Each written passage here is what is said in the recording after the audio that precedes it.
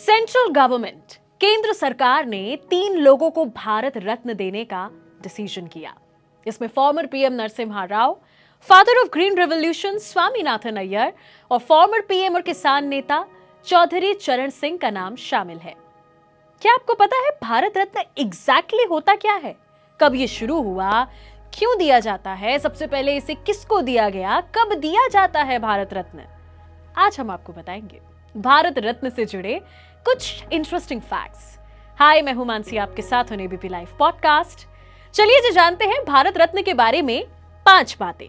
सबसे पहले आपको बताते हैं फैक्ट नंबर 5 कि आखिर होता क्या है भारत रत्न। भारत रत्न देश का हाईएस्ट सिविलियन अवार्ड है जो किसी फील्ड में exceptional and top notch service को मान्यता देने के लिए दिया जाता है। ये अवार्ड राजनीति यानी पॉलिटिक्स, कला यानी आर्ट, लिटरेचर यानी साहित्य, साइंस यानी विज्ञान के फील्ड में किसी थिंकर, किसी साइंटिस्ट, किसी इंडस्ट्रियलिस्ट, किसी राइटर, किसी सोशल वर्कर को दिया जाता है।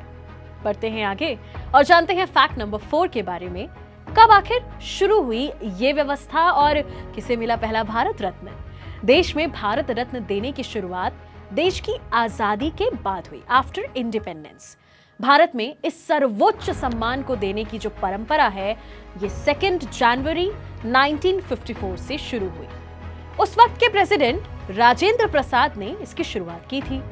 सबसे पहले साल 1954 में आजाद भारत के पहले गवर्नर जनरल चक्रवर्ती राजगोपालचारी, फॉर्मर प्रेसिडेंट सर्वपल्ली राधाकृष्णन और डॉक्टर चंद्रशेखर वेंकटरमन को दिया गया था। साल 1954 तक ऐसी व्यवस्था थी कि सिर्फ जीवित लोगों को ही भारत रत्न दिया जाता था, लेकिन 1955 के बाद से मरणोपरांत यानी पोस्ट थॉमसली यानी मरने के बाद ये दिया जाने लगा।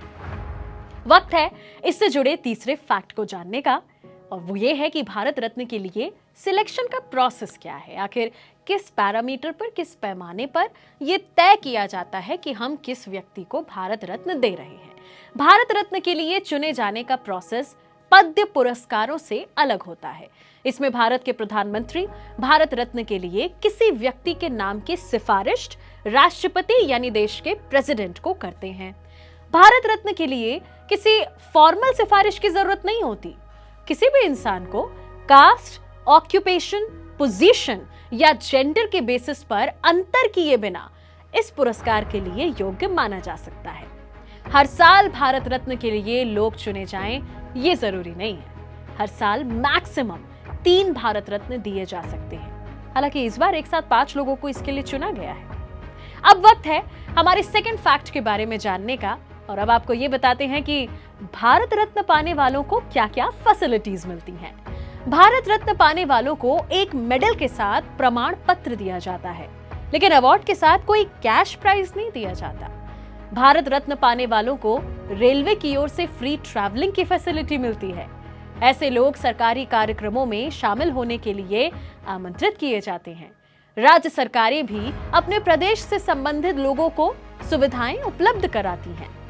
अब वक्त है हमारे आज के लास्ट फैक्ट का, और वो है कैसे दिखता है भारत रत्न और कितने लोगों को ये अब तक मिल चुका है। पहले आपको ये बताते हैं कि मेडल कैसा दिखता है।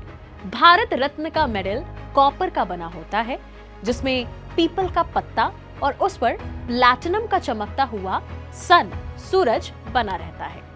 पत्ते का किनारा भी प्लैटिनम का होता है। इसके ठीक नीचे सिल्वर से हिंदी में भारत रत्न लिखा होता है। इसके पीछे की तरफ अशोक स्तंभ होता है, जिसके नीचे सत्यमेव जयते लिखा होता है।